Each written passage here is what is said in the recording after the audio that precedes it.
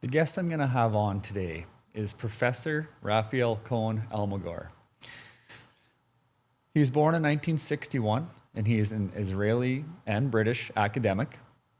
He's received his Doctor of Philosophy and Political Theory from Oxford University, as well as his BA and MA from Tel Aviv University. He's lectured at the Hebrew University Law Faculty. He's served in various organizations, including as a chairperson of the Second Generation to the Holocaust and Heroism Remembrance Organization in Israel. He's the founder and director of the medical ethics think tank at the Van Leer Jerusalem Institute. He's written 12 books covering the negative effects of the internet's dark side today, as well as books on resolving the Israeli-Palestinian conflict, euthanasia, the right to die with dignity, which means end of life, choice of death. In Canada, it's medical assistance in dying. Like I said, 12 books covering a vast array of topics. He regularly publishes on his blog. He is a pacifist. He believes in peace. He believes in fighting Holocaust denial. He's an advocate for multiculturalism. He's a very accomplished academic. The topic today is going to be discussing the Israeli-Palestinian conflict, which he's, as you'll see, quite knowledgeable on, as I'm not. That's why I thought he'd be a great guest to come in and just go over the history of the conflict there so I can get a better understanding of it. Again, he believes in peace, which I don't think anybody can argue with. If anybody'd love to come on and speak to this conversation today from a opposing perspective, this show is all about new ideas, listening to people and learning. Reach out to the podcast. We are always open to hearing another perspective, but very informative conversation with Professor Raphael today. I think you're going to learn a lot if you're not well versed on the conflict. And without any more ado, here's the conversation we had. We'll start at the beginning, if you don't mind, on just how this conflict came to be, some history behind it so I have a clear understanding, and then maybe I'll pop in and interject and ask some questions as you start at the beginning. We are talking about a very small piece of land that two peoples, the Israelis and the Palestinians, have claims, justified claims on this very small piece of land. The history behind this is long. For the Jews, it started in biblical times. So we are talking about 4,000 years ago. When the Jews came from Egypt to Canaan, that was the name at that time. Then later it was called Palestine, Palestina. Later it became Eretz Israel, or the land of Israel, but it's the same piece of land. So the Jews came to Canaan, to Palestine, Israel, about 4,000 years ago, and never left it. So there was always small or large Jewish presence in the land of Israel, 4,000 years. Sometimes there were wars with neighbors. Sometimes the land, because it's so strategically situated, if you look at the map, Israel is between three continents, Europe, Africa, and Asia. And therefore, all the big empires wanted to set foot and occupy that piece of land. And as a result, twice the Jews had to fend for themselves against empire and lost. They lost against the Greek Empire, they lost against the Roman Empire. In both times, there was times of exile. This is when the Jews started to spread all over the world, because Jews were taken by the empires to the places where the empire wanted them to be. But, as I said, always been Jewish presence in the land of Israel. 699, one of the empires was the Arab Empire. It's called the Arab Conquest. The Arab Conquest occupied large swaths of Asia and Europe and Africa. and they came also to Palestine. So from the year 700, there is also Arab presence in Palestine. And the two lived together. The Jews were small, the Arabs were large, and then they came under empires that came over. And I'm going to jump to the 19th century when Palestina was in the end of the Ottoman Empire, the Turkish. If you don't mind, during that time, they lived a peaceful existence together in that region? They were okay. I'm not a historian of that period of time, and there was no such thing as Arab state as such. As I said, this piece of territory was always at the end of others, and the others were interested that there would be some sort of peace between the parties because they don't like to have a hassle. They don't like headaches. So the control of the land was not in the hands of the Arabs or the Jews, but in the hands of the other party, whatever empire that was at that time. And each and every empire just wanted to have quiet. They don't want to have a hassle about wars and violence. It's not good for them. 19th century became under the Ottoman Empire. The Ottoman were on the wrong side of history during the First World War. They lost the war. And then it was decided to carve the Middle East between the armies that won the war. And that's part of the geography. The Middle East came under France or Britain. And they just decided between them which territory goes to where.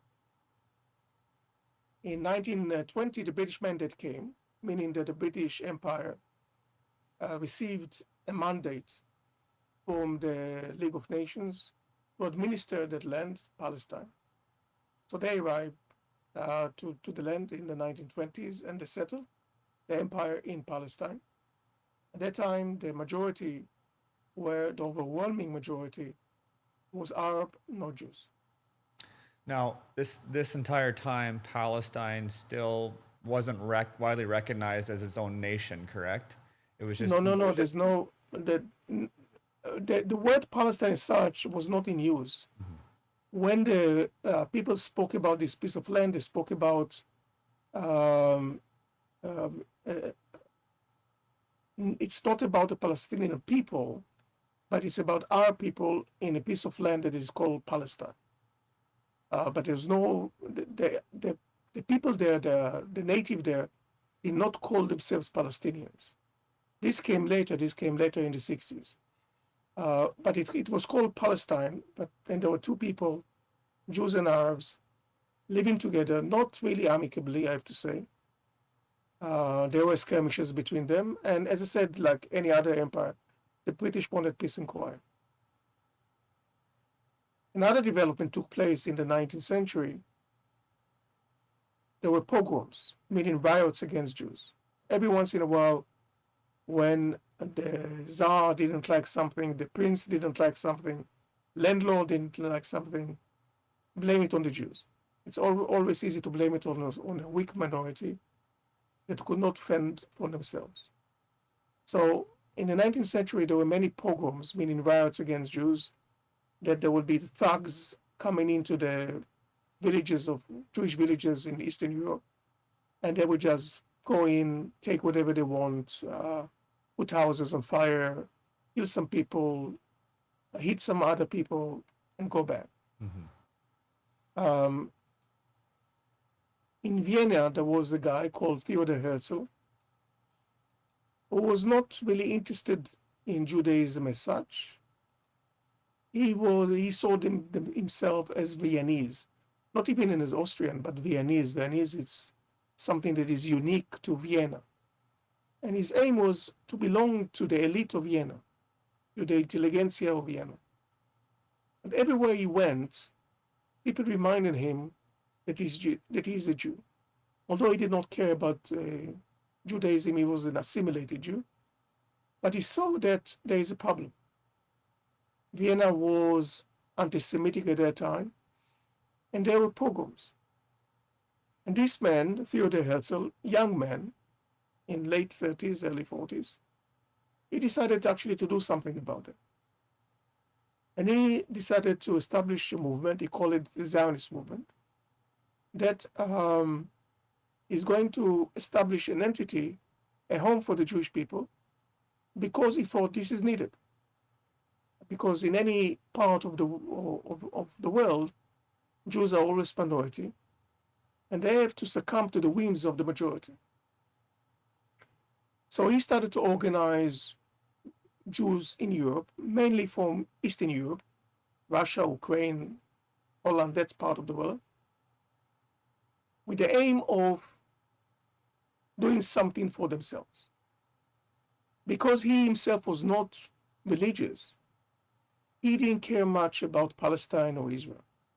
He just wanted to achieve a piece of land. He was what I call a doer, a person with a lot of courage and charisma and ambition. And he was able to find a way to see the leaders of the world at that time. The Sultan of the Empire, Turkish Empire, senior people in the British government, senior people in the French government, senior people in the Tsar of Russia. He found himself to the leaders of the day of the world. And he said, we want to find a solution for the Jewish people. And it should be also your interest. Because you want peace and quiet. And you have these thugs that every once in a while just break fire and violence. And he has some dealings with the British. And he thought that he can get piece of land in Uganda, in Africa. And he brought this proposal to a Congress that he organized, a Zionist Congress. Not to insult him, his proposal passed. I mean, people voted to go for Uganda. But Jews came to him and said, listen, Mr. Herzl, we didn't want to insult you. And therefore, we voted for your proposal. But believe you me, we have nothing to do with Uganda. Mm-hmm. There's only one place where we want to be. There's only one place where we can be. There's only one place to which we aspire. One place to which we pray each and every day of our lives. And this is Israel and Jerusalem. So if you think that you'll stand a chance to create some sort of a national movement for the Jews, the only place that can be is Palestine. There's no other place. So set your eyes on Palestine. And Herzl got a message. He visited Palestine. He thought it would be a very bad idea. He said to them, he said, everyone, it's a place that is desert. It's filled with swamps, many mosquitoes, lots of disease, malaria, hostile population that doesn't like you, the Arabs there. You are looking for trouble. But if that's what you want, that's what you get. So be it. Now, it would have been a Muslim majority in Palestine at that time? Absolutely. Yeah. Yeah, very small Jewish minority, very large Arab majority. And then there was the first Aliyah, the first immigration movement. This was happening in 1870. These were mainly people from Eastern Europe that had enough with all the pogroms, the riots against them in Eastern Europe, and they decided to establish a new place and start a new life. About 10,000 people came. That was the first wave of immigration, around 1870. And it failed. It failed because these people who came from Russia, Ukraine, Eastern Europe, They were local small businessmen, commerce people. They would sell things in the market, or a shoemaker, or something for the horses, or clothes, and so on. In Palestine, they had to work in agriculture. Mm-hmm. Now, I don't know if you ever worked in agriculture. It's one of the most demanding jobs in your life. It's very hard work. Add to that sun, add to that desert, malaria, hostile population, hard life. So many of the people of the 10,000 did not stay. They could not cope with a very tough living. And bear in mind, they came from very cold countries of, minus 10, minus 20 Celsius, even worse. And then they come to plus 30, plus 40. They could not cope with the heat. So they had to change everything, the way of life, the jobs, the location, the geography, their neighbors, their friends, the weather, complete change. And many of them could not cope with this. They returned back from where they came from. But then came second Aliyah, the second wave of migration. This was about 20, 25,000 people. And this was much more successful. And moreover, it was very important. Why it is important? Because there's a lot to do with leadership.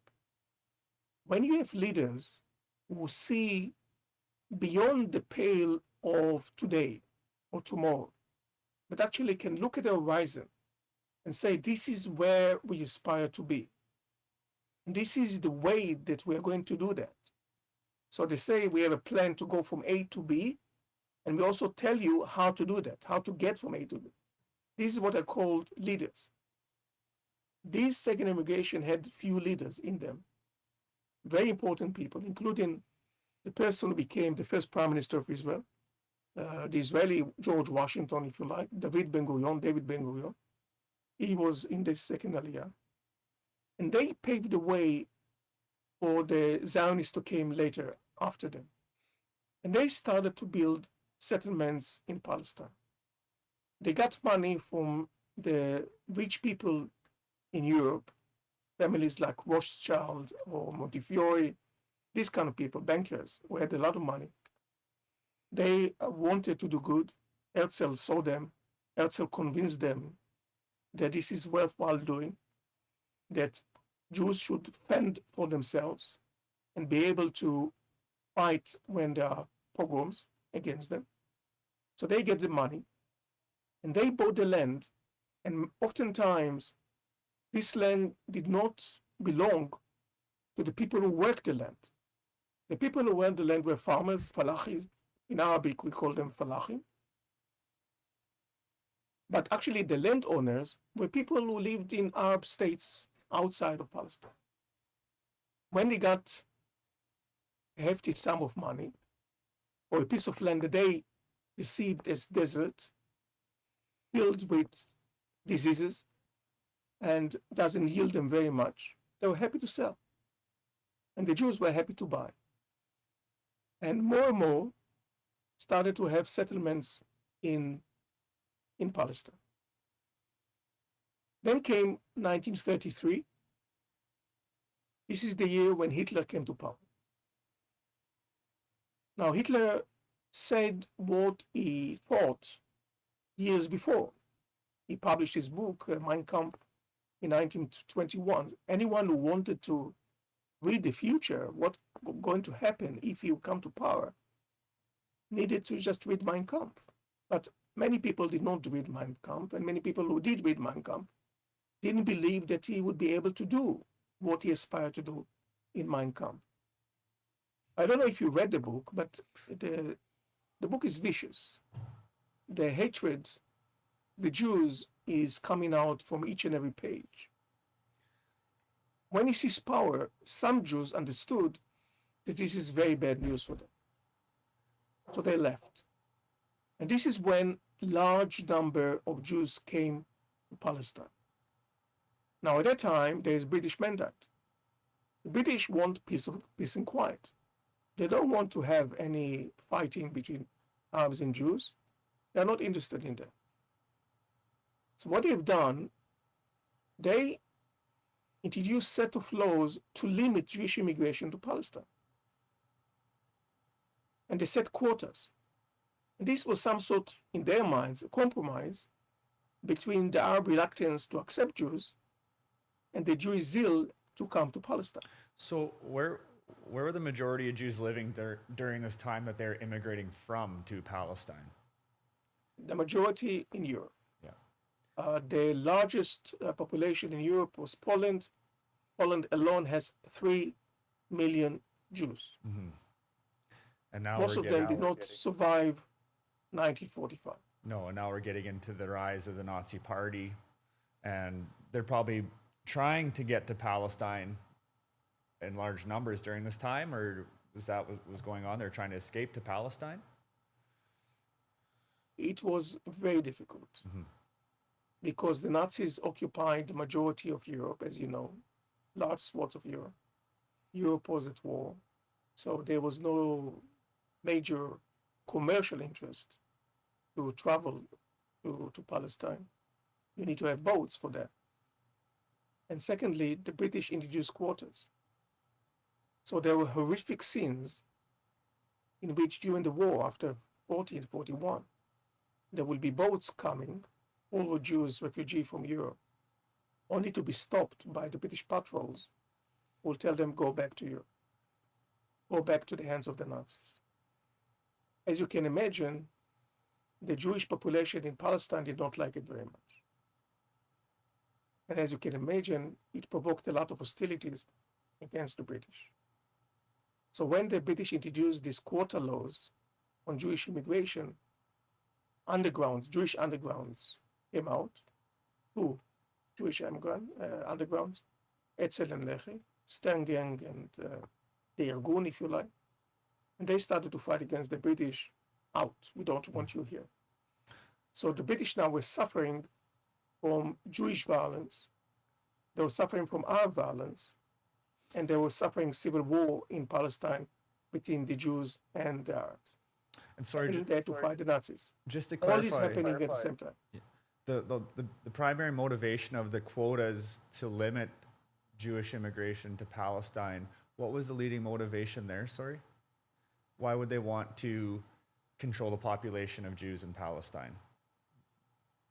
We have two populations, Arab and Jews in Palestine. The Jews want to have more Jews to help their brethren to flee Europe. The Arabs are aghast by the vision of seeing so many Jews coming to Palestine. They don't like it. They want to stop it. So the Jews are demanding to have free borders. The Arabs are demanding to close the borders. The British introduced a compromise. We set a quota. But to set a quota during the time of war and Holocaust is very sad and bad news for the Jews. I mean, can you imagine that Jewish refugees are fleeing Europe during World War II only to be sent at the gates of Palestine by British patrols saying, go back from where you came from? Yeah. When they know that the result is going to be death. The British became increasingly unpopular. In 1945, when the Germans lost, Britain prevailed, but Britain was licking its wounds, no longer the empire of the past. Britain itself was shattered because of the Nazi Blitz. You know, the Nazis were bombing England at the time during the war.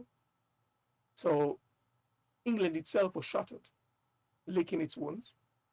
Although prevailed and victorious, still very heavily wounded.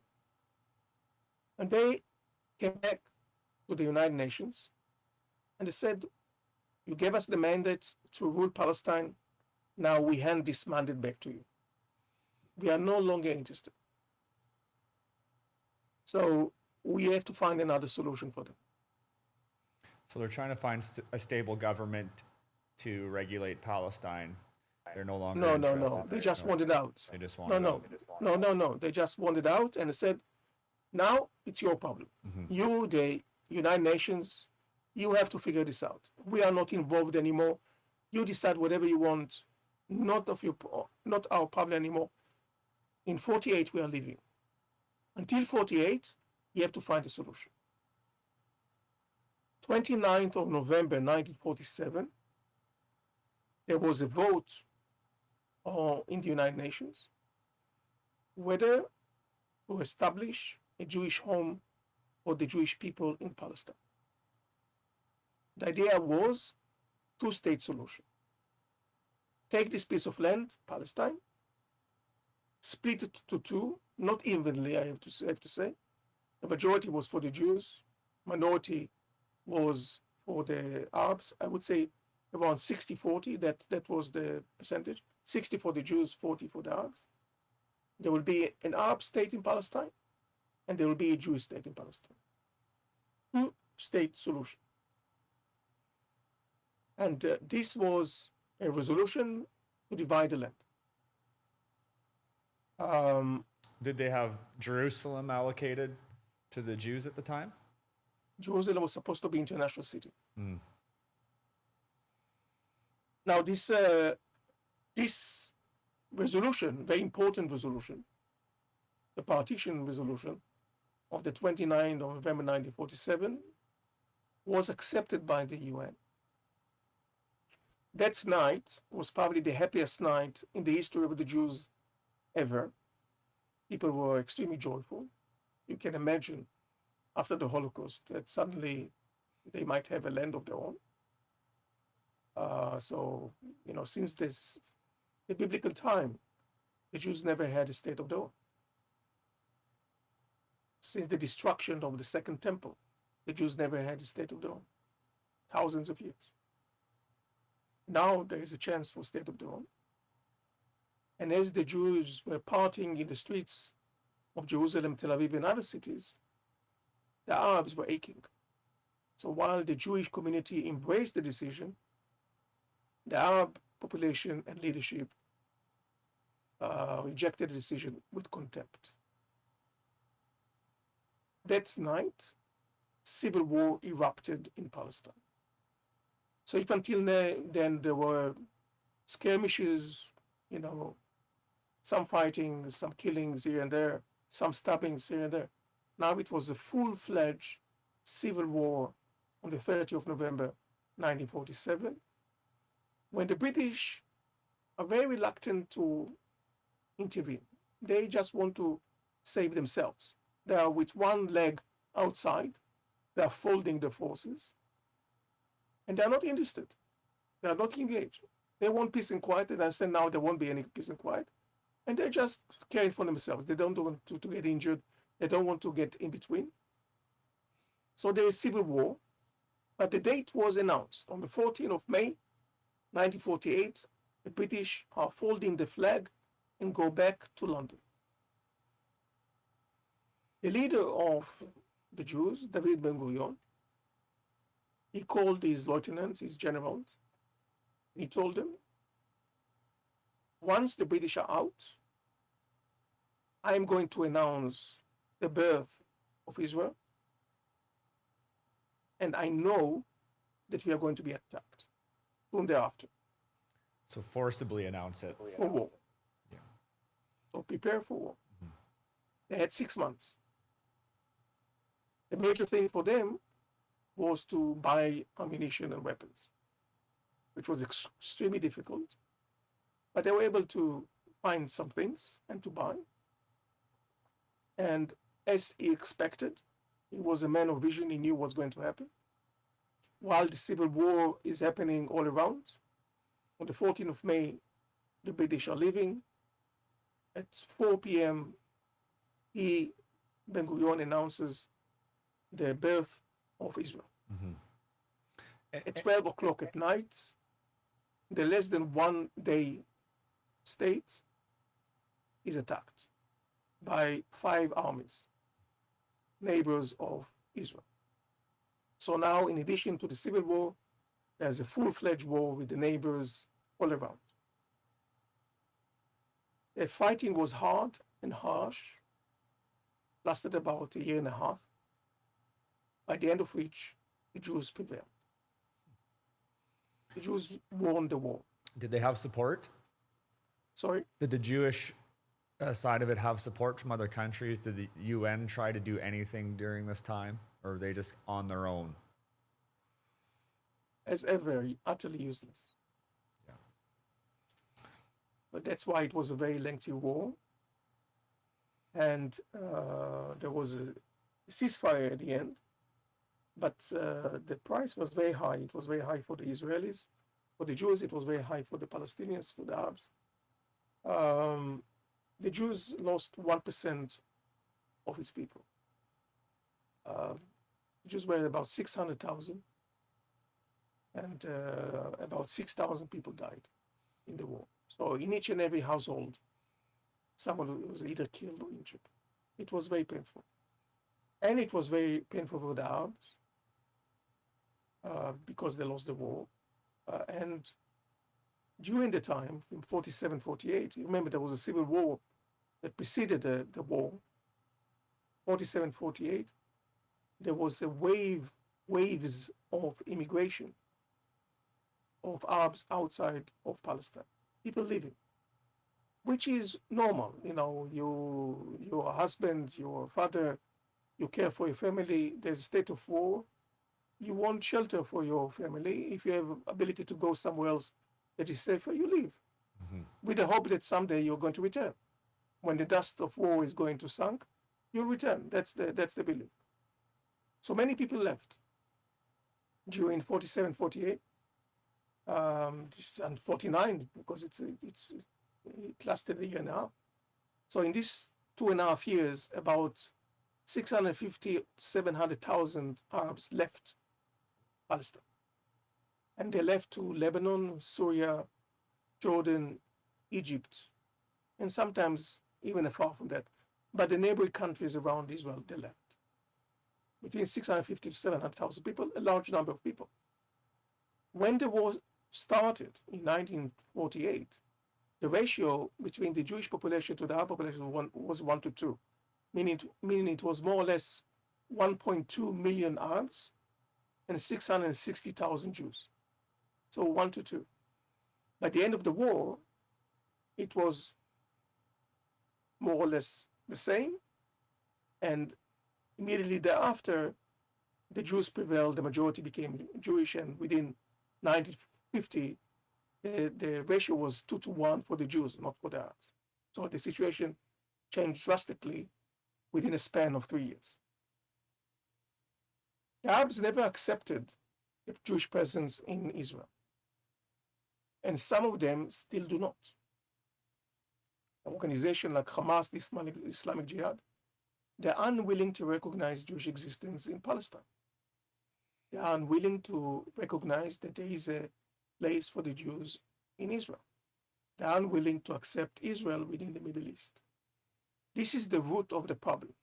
The root of the problem that some people in the Arab world are not willing to accept the existence of Israel. So it's not only a dispute about territory. For some people, is much larger than that. It's ideological, it is religious, it is national. We are talking about very deep sentiments that are very hard to forego. If it was just land, this can be settled. But when it's much more deeper than that, and actually it goes into religion, nationality, ideology, these things people are not, they can't easily forego and forget. This is still the major problem. Because they refuse to accept Israel, thereafter there was a series of wars. If you want to try to understand what is life like in Israel, try to think of your own life in Canada without one thing that you take for granted. And this is tranquility. People in Israel live without tranquility. Something always is happening. And it is very tiresome. You have to have lots of stamina just to resist all this. Israel was less than 1 day when the first war erupted after civil war. 1956, another war with the Egyptians. 1967, another war with the Egyptians, with the Jordanians, with the Syrians. Thereafter was war of attrition for about 2 years, a year and a half, between 69, 70, 73, Yom Kippur War, another war. 82, another war. The Lebanon War lasted 18 years. Oh. 2006, second Lebanon War. Then there was military incursion with Hamas in Gaza in 2008, 9, 2012, 2014, 2019, 20, 22, and then 7th of October 2020. So these wars, which is the bloodiest day in Jewish history outside of the Holocaust. now these wars through the decades, were they all for the same reasons, for this dispute of Israel? The major reason is unwillingness to accept Israel in the Middle East. That's the major, this is the core of the problem. Mm-hmm. However, there was a turning point. It was not only awe and terrible things, there's also some glimpse of hope and goodness. In 1970, the leader of Egypt and the Arab world, Gamal Abdel Nasser, died quite unexpectedly. He got a heart attack and finished his life very shortly thereafter. He was succeeded by his deputy, Anwar Sadat. Anwar Sadat, who was general, but he was a person who looked like a compromise. You know, is neither yes, is neither no, is no milk, is no meat. We don't have firm ideas about it. He was the loyal deputy. And as a loyal deputy does, he shut up. He doesn't speak. He's very quiet. So people underestimated this guy when he came to power. And they thought he's not going to last very long. They thought that the big guys that are waiting in the corner, they are going to eat him alive, and they are going to take over very, very quickly. That was the thinking at that time. All these experts were wrong. Because Sadat showed his real character at that time, very quickly put all his potential enemies in jail, cleared the way, and became the number one person in Egypt without any sort of opposition to him. And once he cleared his back, he started to flag to the Americans and the Israelis a message. The message was very clear. I want my territory back. That was the message. And I'm going to do everything in my power to get my territory back. He was referring to Sinai, the Sinai Peninsula, which is very, very large territory.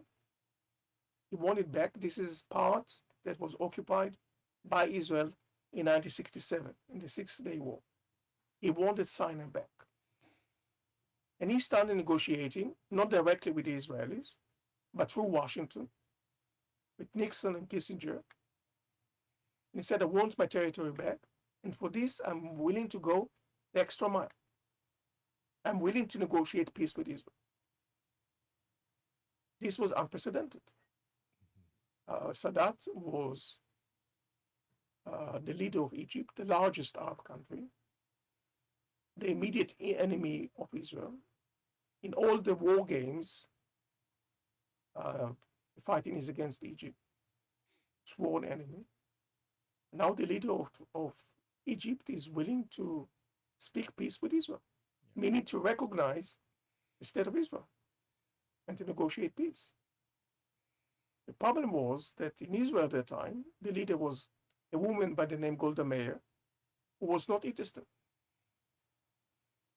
He said, I know what he wants. He wants Sinai back. I'm not willing to give him Sinai back. So she just delayed. She didn't say yes, she didn't know, but she just wanted to have some sort of patrician with Sadat, to tire him. But she was unwilling to give away any piece of land. When Sadat, after 2 years that he is invested in this process, sending his foreign minister to Washington many times to speak to Kissinger and see that there's no fruit to that, he understood that he was misled by Israel and the Americans. He said, okay, you not understand? I'm going to slap your wrist. If I can, I'm going even to slap more than your wrist. I'm going to pain you. He ordered his general to prepare the army. And he prepared the army for about 2 years. For this big fight, I don't think that he wanted to conquer Israel. I don't think he wanted to destroy Israel. As I said, he just wanted to be acknowledged. Mm-hmm. He wanted to be reckoned with. He wanted people in Israel to understand that he is a serious guy, that he means business. You don't want peace, you get war. I'll give you war, and you'll suffer. And because of all kinds of reasons, that I'm not going to go into that, and failed intelligence and failed leadership, when the war in 73 erupted, in October 73, there were 450 Israeli soldiers facing 60, 70,000 Egyptian soldiers passing the canal, the Suez Canal. You can imagine what happened. Mm-hmm. A massacre. And they started to progress into Israeli territory, to the south of Israel, and taking territory. Meanwhile, and for about few days, 4 or 5 days, they were progressing, and Israel was losing. They were taken by surprise. The war is called Yom Kippur War because the attack was on the holiest day in Judaism, called Yom Kippur. In Yom Kippur, Jews all over the world fast, they spend time with their family, and they go to synagogues. So the army was unprepared. Most men were in synagogues, and the frontier was empty. 450 soldiers taking care of the Egyptian border. So Sadat saw success in the first few days, but then after a few days, the Israeli army was able to stop the progress and started to assault. At the end of the war, Israeli forces were on the other side of the Suez Canal, on the Egyptian side, 101 kilometers away from Cairo. Mm-hmm. So militarily, Israel won the war. But from all other aspects, diplomatic aspects, moral aspect, social aspect, propaganda aspect for Sadat, for Egypt, they won the war. So when you're speaking about winning the war, it's not only the military force that is important, but all the other aspects that are important. So much so that that war brought about political change in Israel. Because from 1948 until 1977, there was one party in power, the same party. It has different names, but it was always the Labour Party. As a result of the 73 and this awful way that the government behaved and conducted itself before the war, after the war, the Labour left power for the first time. They lost. And Menachem Begin came to power, the head of the Likud. And when shortly thereafter, Sadat is watching all these events, and he seizes the opportunity. He sees that there is a new leader, a new spirit in Jerusalem, and he goes to his own parliament in Cairo, and to surprise of the vast majority of the people who were in the parliament, I don't know how many people knew that what he's going to say, or possibly nobody. But he announced in parliament that he is willing to strike peace with Israel, and for that, he is willing to come to Jerusalem. It's like the gate of heaven. The pipers of heaven are now singing a new song, a new era. And unlike Golda Meir, who said there's nothing to speak about because she knew that he wants the territory, Menachem Begin, who was in a position for 40 years, he was never elected. He was always the eternal loser of the Likud party. He was now a first-time winner, leader of Israel. He sent him an invitation. Are you serious? You said that you are willing to come to Jerusalem. Here's an invitation. Come, see you. Let's see if you are serious. And he came. And I can tell you that every Israeli who was watching this on television or was fortunate enough to be on the tarmac was shivering when Sadat stepped down from the airplane and came down and shook the hand of the entire Israeli elite waiting for him on the tarmac. First chance at peace in a long time. 1979, Israel, for the first time, signed a peace treaty with an enemy, not only enemy, the enemy of Israel, the major enemy of Israel. It came with a heavy price. Israel gave up the entire Sinai Peninsula exactly as Sadat wanted. But from then on, Israel has been secured. Because if you are taking Egypt out of the equation of war, Syria, Lebanon, and Jordan alone cannot fight against Israel. So this was a major breakthrough for Israel. Nowadays, Israel is another problem, another new existential problem, which is Iran. But at that time, once you are clearing Egypt out of the equation, you feel secure. For the first time since the birth of Israel, that Israeli could walk secure and knowing that now they are here to stay. That in any fight, if there will be any fight against the neighbors, we'll be able to beat them. Now that Egypt is signed a peace treaty with us. Moreover, if Egypt is the first, there will be second, and there will be third. It will be possible to sign treaties with other countries because it is the leader of the Arab world. And indeed, in 1994, Jordan signed a peace treaty with Israel. So another border. So now the Egyptian border is secured. And then in 1994, the Jordanian border is also secured. So what is left is the problems that Israel has with the Palestinians, Gaza, West Bank, and Syria in the north. Lebanon has its own problem. It's even in a deeper problem than Israel. It's a torn country, so many rivalries, internal rivalries. It's a country in a mess in the 1970s. So Lebanon is never a problem unless it's taken by Hezbollah and other parties, Iranian parties, that are doing Lebanon whatever they want. But actually, Lebanese government has never been a problem. So it's Syria, and now you know, since 2010, the civil war and then the ousting of the Assad family from Damascus, there's a new regime in Syria, and God knows how this is going to play out. So there's conflict now with Jordan as well, though, isn't there, with Israel? They've had a little bit of an exchange. No. Jordan and Israel are very close, very, very close. Right. There are very close security ties between Israel and Jordan. There's a lot of affinity. Many interests collide and coincide. Jordan is not a problem for Israel. Right. So Hamas, what's the source of Hamas?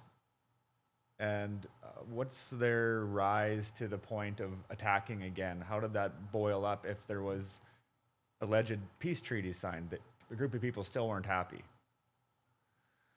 Hamas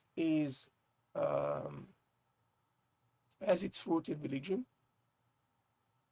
It's a religious organization. First and foremost, It's a fundamentalist Muslim organization. If you want in two words to characterize it, it's a fundamentalist Muslim organization.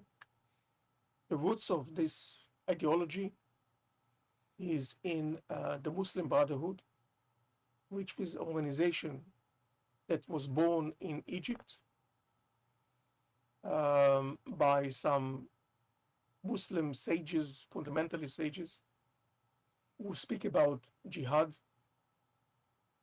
war against infidels, meaning non-believers. Non-believers are Muslims who don't believe, and everyone else who doesn't believe in Muhammad as the prophet of the people. So Christian, Jews, Buddhists, all are enemies of Islam. All of them are infidels. And the fate of infidels is either to convert to Islam or they must be eliminated. In the 1980s, some factions of the Muslim Brotherhood started to appear in the West Bank and in Gaza. And one of the sages, his name is Muhammad Yassin, he established this movement, the Hamas, as an opposition to the PLO, saying that the promise of the solution is with us, not with you, not with the PLO. We're alternative to the PLO. And the message is the message of Allah, the message of God. And he built the organization on two flanks, if you like. One is terrorism, fighting infidels, or first and foremost, Zionists, Israelis, the enemies. And the second flank is social. He presented himself and Hamas as alternative to PLO. I'm going to show that I'm not corrupt like the PLO, and I'm going to take care of my people. So I'm going to invest in education. I'm going to invest in charity. I'm going to invest in social work. I'm going to invest in hospitals. I'm going to invest on places for elderly people. I'm going to invest in children. If you have any social problem, economic problem, come to me, I will help you. So this is how we present Hamas. And until today, well, now Hamas is shattered. But until the 7th of October, that was what Hamas was doing.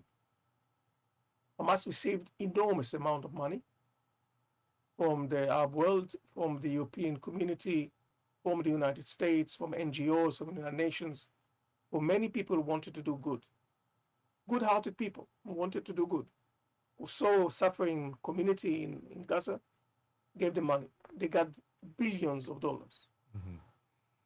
Some of the money went to the people, and I would say the majority of the money went to the tunnels, to building a terror state called Gaza.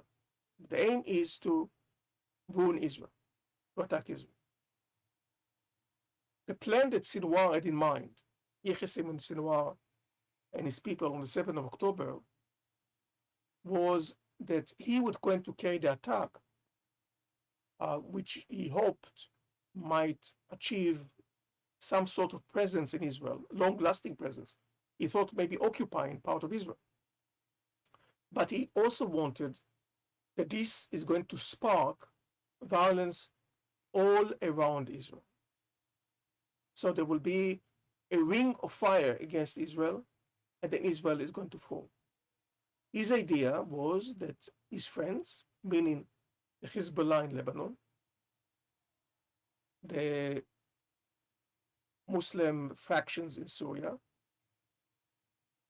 the people of Iran, the Houthis in Yemen, the Muslim jihadists in Iraq, all of them, immediately after 7 October, are going to attack Israel. And he thought that Israel would not be able to withstand this ring of fire. And he was wrong. He was wrong twice. First of all, his hope that immediately all these jihadists are going immediately to attack Israel and join in did not materialize. It took them some time to ponder, understand where things are, and then to make decisions. By this time, Israel was able to collect itself and to send enough troops to the north, enough troops to fend against the Iranians if they'll come from the air, whatever, missiles, whatever, to call upon the American help and so on. And, of course, to make sure that the West Bank is not going to join Hamas in Gaza, and to fight a war in Gaza. So his doom scenario did not happen. Mm-hmm. However, he was able to inflict a lot of pain on Israel. 7th October is a day that no Israeli and possibly no Jewish people in the world will ever forget. Mm-hmm. We lost 1,200 people on the day. So outside of the Holocaust, it's the bloodiest day in modern Jewish history. And the attack was gruesome. We are talking about torching houses, raping people, killing parents in front of their children, killing children in front of their parents, taking 251 hostages to Gaza. 50 of them are still in the hands of the Hamas in the tunnels. And as long as these 50 hostages are there, the entire country is a hostage. Mm-hmm. Because there are many people in Israel who don't let go. I mean, it's one of the fundamental principles of any person and should be of any government. Someone took your citizens, you must retrieve them. The first thing that any decent government should do is to secure its border and secure its citizens. If a government failed to do that, the minimum that you should do is to free those hostages. Unfortunately, the Israeli government thinks differently. Mm-hmm. I think that the behavior of this government is irresponsible. And I think their priority is irresponsible. The first priority was to release the hostages, not to fight Hamas. We can fight Hamas anytime. But the hostages are important. Mm-hmm. Human life is important. This is the sanctity of life. It's a major message. Take care of your own citizens. And the government failed to do that. So that So I we are guess still, that's I guess that's it. Sorry, go ahead. we're still there, still in the war. Yeah. So the biggest misconception I'm just hearing through the media is some people say that Hamas was still dealing with this land dispute, but then the other side of it is no, it's just ethnic cleansing. That seems to be the debate. So the history you just described seems to me that it's based on them just being Jews that fueled the attack. Would that be your assumption or what you think?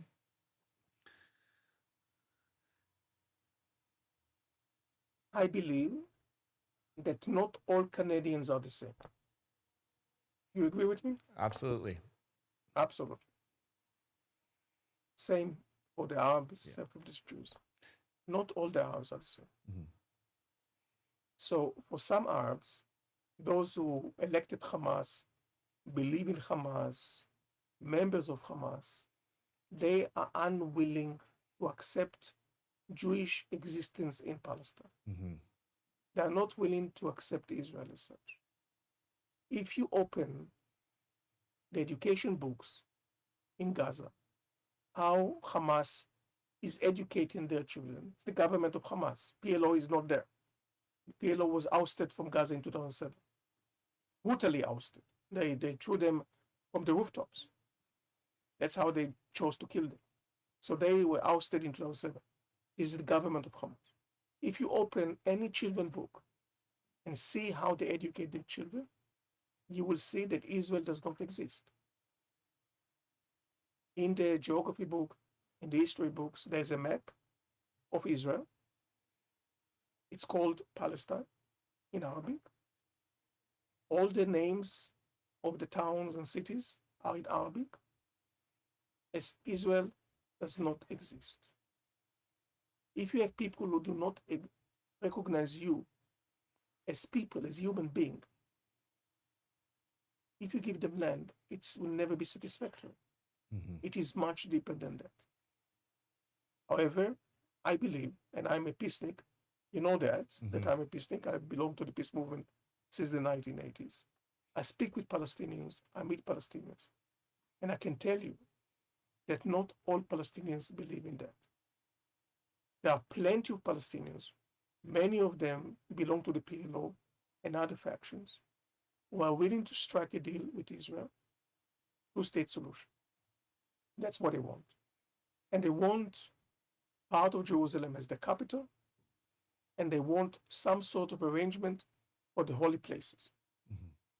Because the holy places are holy to the three major religions, Christianity, Judaism, and Islam. And the third most important Islamic venue, place, is the Haram al-Sharif, after Mecca and Medina. They want to have a say on that. And they should have a say on that. This is what they want. So I believe that the solution is possible. What we need is to fight against zealots.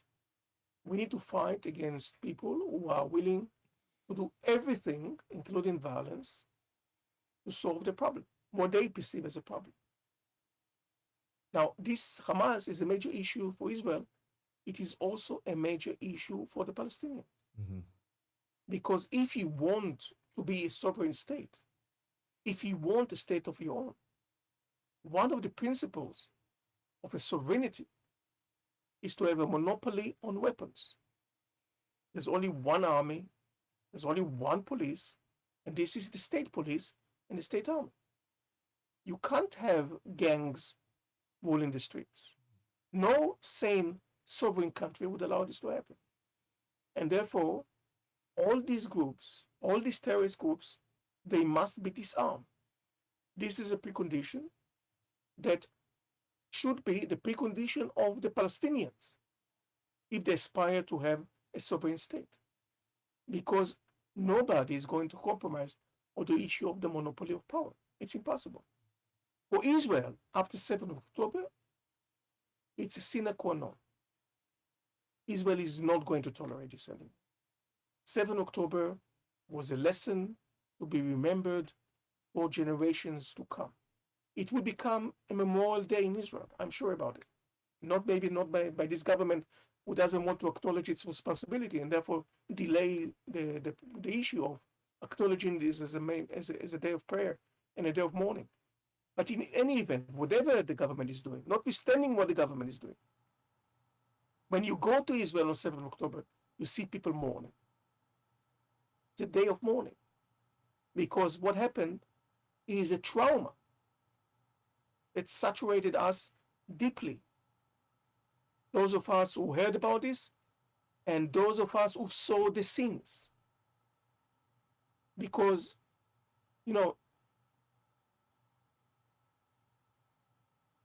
when the Nazis carried out the Holocaust, they tried to hide it. They tried the best to hide it. Holocaust denial started at the same time of the Holocaust. They never say in any official document that their aim is to eradicate the Jews, to kill all the Jews. You don't find it. And the way that they conducted their affairs, I don't know how much you know about the Holocaust, but they set the camps, the death camps, and then they eradicate them. The majority of them, they didn't have time to eradicate Auschwitz, but they eradicate the others, it is said. They wanted to leave no piece of evidence for the crime they committed. They tried to deny that, and they thought that it would be possible. I mean, sometimes people are hallucinating. How can you hide the killing, butchering of 6 million people? But they actually thought they would be able to do that. But they hide this. Hamas, on 7th October, they came in with body cameras, and they documented all the atrocities that they committed, and they bragged about it in the social media. Unbelievable. To be proud of crimes against humanity, how you brutalize human life. What kind of hatred you have to do this and to believe that you are right? and to call the killing of innocent people, babies, children, women, elderly, resistance. Mm-hmm. Who do you resist?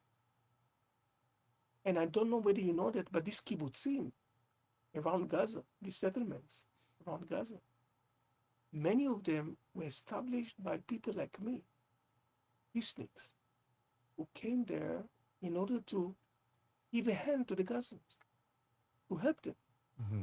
to show that there is another way. There is hope for them to live in coexistence. So they came there and they hired manpower for Gaza to work in their fields. They opened their homes to them. Mm-hmm. And then on the 7th of October, the same people came and killed them.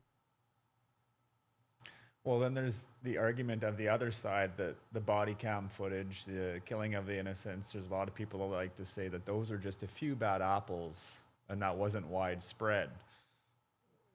What's your opinion What on bad that? apple? What are you talking about? Well, just the people that were Thousands of killing people innocents. took care in this massacre. Well, exactly. And they weren't the people that were killing innocents, or they say, like to say that, well, that wasn't widespread. That was just the few people that did that, and it wasn't at the orders of Hamas. And you know, they like to play the propaganda, and you don't know what to believe. You know, this is why I'm having you on to help clarify things. And then the people of Hamas say that Israel was hurt the Palestinians and other countries by controlling the inflow and outflow of goods and foods, but under the guise of, well, we're checking for weapons, we want to make sure you can't build weapons of mass destruction and prepare an army. Is there any truth to that? The only thing is true is that Israel controlled the border with Gaza, and they were able, to some extent, not to, I don't think to a large extent, to some extent, to monitor goods into Gaza. Mm-hmm. That's true. Israel saw Hamas as the enemy of the country. Hamas said that they want to destroy Israel. They want to annihilate all the Jews, to throw the Jews to the sea. They're fighting Jews all over the world, not only in Israel. Of course, it's an enemy, so Israel has to fend for itself. Yes, Israel controlled the border, yes. And to say that Israel was kind to Gaza, that Israel was generous to Gaza, no, I would not say that. Especially when you have a right-wing government in power, and the right-wing government does not really want to do all kind of humanitarian work for Gaza. These governments, don't forget, who elected Hamas. Hamas was democratically elected by the Gazans. What disheartened me as a peacenik is that even today, when Gaza is utterly demolished, and so many people die in Gaza, more than 60,000 people died. And I'm sure that in each family there's grief. Still, Hamas is very popular in Gaza. I mean, it's hard to believe, but Hamas is still popular. I don't know what's exactly the numbers because they don't do polls every Monday and Thursday. They do it once in a while. And it's very difficult to do polls now because it's a state of war and so on. I don't think that the telephone is working very well in Gaza. So you have to go there and actually meet the people and ask them questions. I don't know how do you carry out polls nowadays in Gaza. But in the last poll that I saw, a substantial number of people in Gaza support Hamas. How do you believe? I mean, how do you accept this? You suffer so much and you still believe that violence is your solution? Violence is never a solution. The only thing that violence breeds is more violence. Mm-hmm. That's the only thing that it yields. Now, about the brutality of the 7th of October, this is ridiculous. I said, you just look at the videos produced by Hamas themselves, Mm-hmm. and you see the brutality. More than 3,000 Gazans participated in 7th of October atrocities, in the killing, in the murdering, in the looting, in setting fires to houses, in the raping, in the kidnapping of hostages to Gaza. More than 3,000 people. And the way that they were accepted I don't know if you saw the scenes that every time that these brutes came back to Gaza with a hostage or with a dead body, they were surrounded by hundreds of people cheering, as if they won the Nobel Prize in physics. I wish, I wish that this would be their targets, to win a Nobel Prize, to win some sort of a prize in economy, to be able to do agriculture in a decent way, to build their houses. You know, when Israel, I have to say something about me. I'm a peace activist, and I have a blog, and I publish a lot, and I publish a newspaper and so on. I saw the list of restrictions that Israel introduced on goods to Gaza. And one of the restrictions that troubled me was restriction on construction material. And I wrote an article and published this publicly. And I said, I don't understand why Israel is restricting construction material into Gaza. Surely we don't want them to live in slums. We want them to build buildings so they can flourish. Let them build buildings. Little did I knew that they took all this construction material not to build buildings, but to build the most vast and complex city of tunnels in the region. There are more kilometers of tunnels than there's a kilometer of Gaza. Sometimes the tunnels have 7 floors down the ground. Little, and I beat myself for criticizing the government of Israel for doing this. Now I understand why. Why they restricted? Of course, unsuccessfully, because they were very, very successful in building all these tunnels. But they built terror underground in Gaza. And there's no, I'm not going to start defending what the Israeli army is doing, because I don't. The numbers, not good. For me, as a researcher, any way you're going to play out them, I don't like these numbers. I don't like to see the destruction. I don't like to see the death. I care about human life. It doesn't matter whether you're a Jew or an Arab, a Muslim or Christian. I care about human life. And I grieve over violence. I don't like violence. I like peace. I'm not going to justify what the government is doing. But there's no way that that any sane person can justify Hamas doing. It is a terror organization. It's a brutal terror organization. And I'm telling you, if you look at the ideology of Hamas, it's not killing only the Jews. It's killing the infidels. So if you are not a Muslim and you're not accepting upon yourself Islam, you might be a target. Do you think one of the core issues with the celebration of killing Jews is, like you say, they've created the textbooks in the school, they've begun, dare I say, indoctrination of their population from a very young age, and they're fundamentalist Muslims. Do you think that whole generation that's been raised in these education systems, it's so deeply ingrained in their mind to think a certain way that that's going to be a huge issue to lead to peace and being able to cohabitate with the Jewish population? Of course. No doubt in my mind. The curricula in the West Bank is different. The curricula in the West Bank is Jordanian based, and I'm not saying it's not problematic. It is somewhat problematic, as I would say that the Israeli curricula is also problematic in the way that it looks at Arabs. I would change everything. But the Hamas one is indoctrinating death. Death, destruction, kill the Jews, kill the infidel, become a shaheed. Become a shaheed, young man, 17 years old, 18, 19. You become a shaheed, you meet 72 virgins waiting for you in heaven. And given the life that you have in Gaza, which is not a great, not a great fortune, the alternative can be attractive. So I'm having a very bad life here. I go to heaven and have joy and party with 72 virgins. much better. What has been the primary economy of Gaza leading up to this? Like you say, they did a lot of fundraising under the guise of good causes. Was that their primary fundraising economy, or what do they have for business there globally? Small businesses. Yeah. I think the major production line that they had was for terror, building the rockets, the Qassam rockets, building ammunition that you can make on your own. Yeah.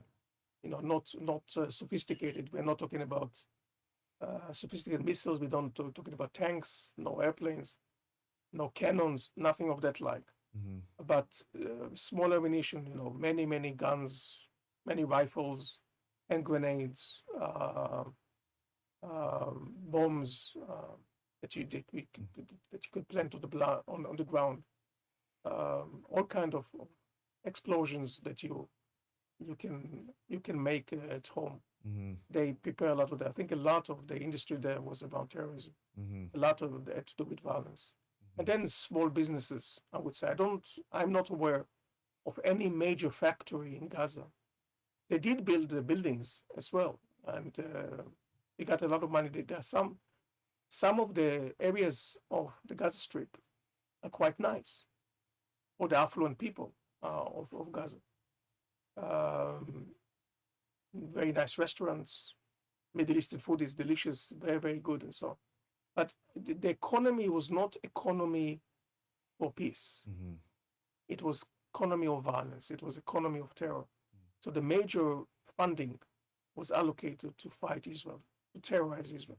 That was the major concern of Hamas, and to feed the people. Do we know? Remember, there are two flanks. There's terror, and there's the social element. They also care for the social elements because social elements, we need them in order to sponsor terrorism. So the two flanks are both there in Gaza. But the major subsidy, the major target is to invest in terror.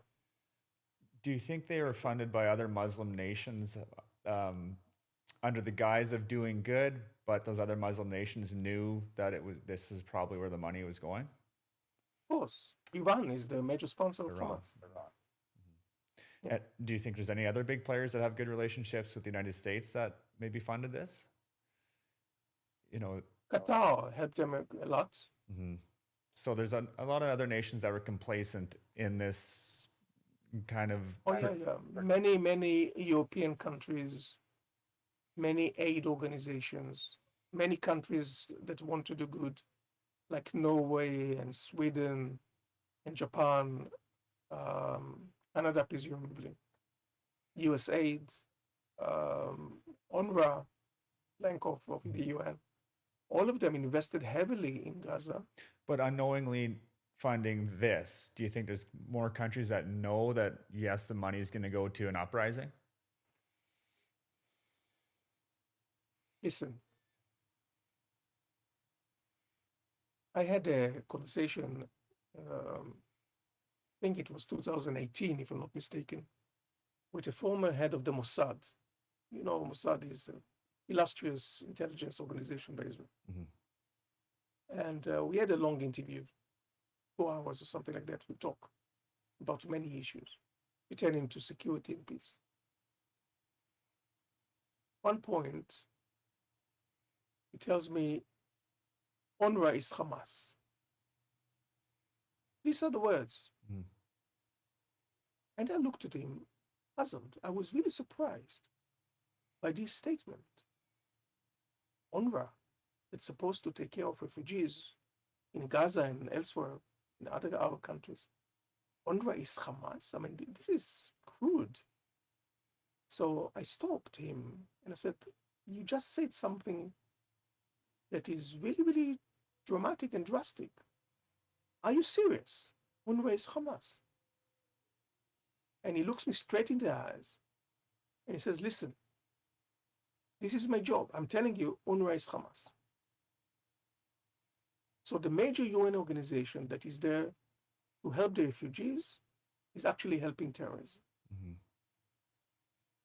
Some time later, I met a very senior person in the United Nations who actually worked for UNRWA.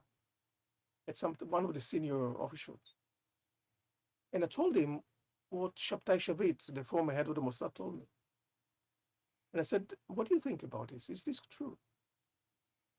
And he said, no, it's not true. I said, okay, he is head of the Mossad. He's not mincing his words. He's a serious guy.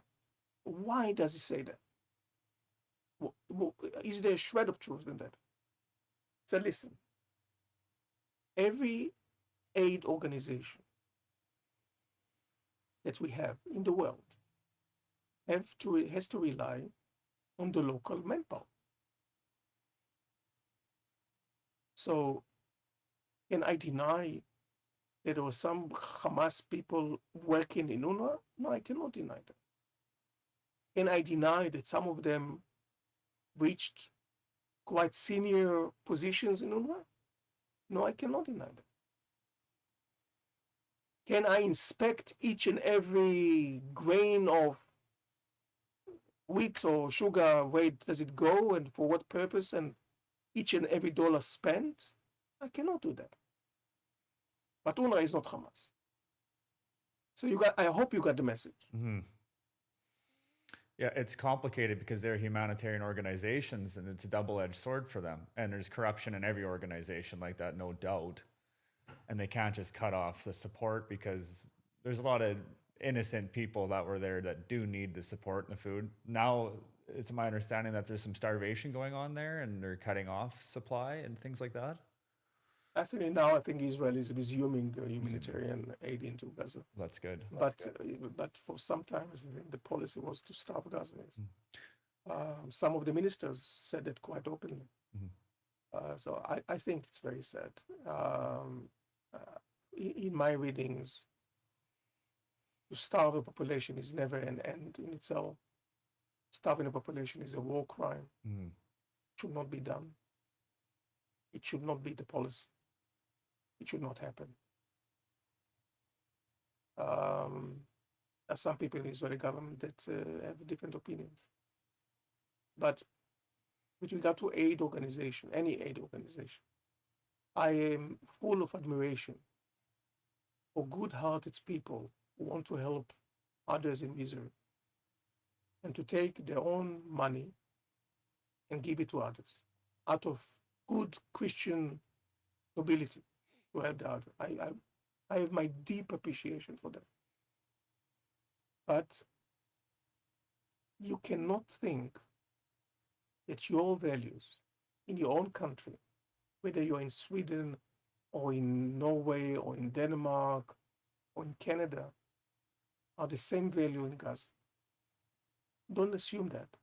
And don't assume that the rules of the game are the same or that whatever you have rules in your mind apply to Gaza. Very, very different. So you should know that every dime that you give to Gaza might go to the wrong hands for the wrong purposes. And it is your responsibility to establish, to erect monitoring mechanism to ensure that your investment go to the people that you want to help rather than terrorism. It is your responsibility.